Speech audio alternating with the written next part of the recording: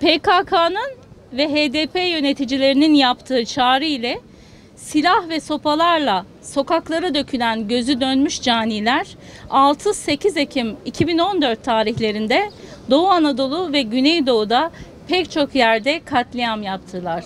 Sırf Müslüman kimliklerinden dolayı insanları işkenceyle öldürdüler. Kurban Bayramı'nın 4.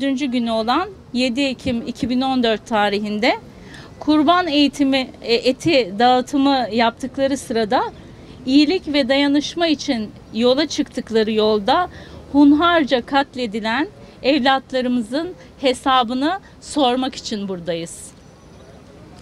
O kara günlerde çocuklarımıza, insanımıza reva görülen vahşetin hesabını sormak, adalet çığlığımızı haykırmak için buradayız. 7 Ekim 2014'te yaşları 16 ile 26 arasında değişen Yasin Börü, Hüseyin Dakak, Riyad Güneş ve Hasan Gökgöz iyilik için çıktıkları yolda, yardım dağıttıkları sokakta mübarek bayram gününde katledildiler.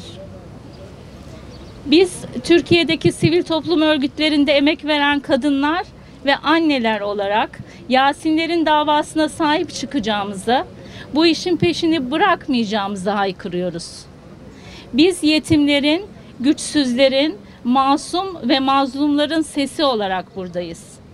Biz gencecik fidanlar olarak Yasinleri nefretle parçalayan zalimlerin ve onları azmettiren esas zalimlerin yargılanması ve cezalandırılması için bugün buradayız. Olaya kayıtsız kalan, müdahalede geciken, delillerin karartılmasına izin verenlerin bu davaya dahil edilmelerini ve hak ettikleri cezayı almalarının da takipçisi olacağız. Biz anneler olarak çocuklarımıza ölümden başka yol bırakmayan kan tüccarlarından hesap sormak üzere buradayız. Hala utanmadan konuşabilen yüzsüzlerin, demokrasi ve barış yalanlarına sığınabilen, Kürt halkını ve hakkını temsil ettiği yalanıyla beslenen nefret tüccarlarının bize vermeleri gereken hesabı hatırlatmak için buradayız. Başta şehit anneleri olmak üzere hepimiz adalet bekliyoruz.